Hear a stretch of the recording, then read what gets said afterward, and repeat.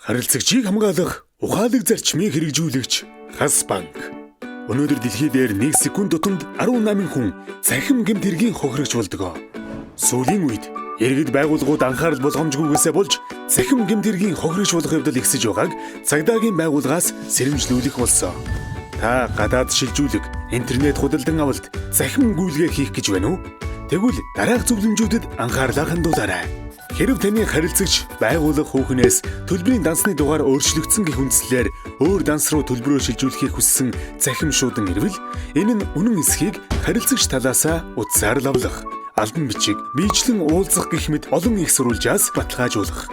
Цахим гэмт хэрэг үйлдэгчид адил төстэй харагдах нэр, өргөтгөл бүхий вебсайт, цахим шуудангийн хаяг хуурамчаар үүсгэн залилан хийдэг тул та зөвхөн вебсайт, цахим шуудангийн мэдээлэлээр хязгаарлахгүй албан бичиг, утсаар холбогдох, биечлэн уулзах гэх мэт олон их сурвалжаас сайтар баталгаажуулах. Хэрэв та онлайнаар хувийн зураг болон бичлэгээ алдсны улмаас хэн нэгний дарамт шахалтанд орж шилжүүлэг хийх гэж байгаа бол энэ талаар цагдаагийн байгууллагад яаралтай мэдэгдэх.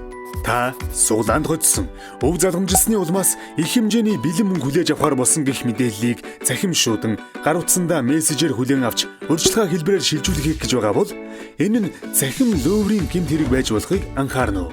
Эрхэм харилцагч та эдгээр зөвлөмжийг хэрэгжүүлснээр цахим гэмт хэргийн хохирогч болохоос сэргийлж чадна. 7 хэмжиж 1 огтол.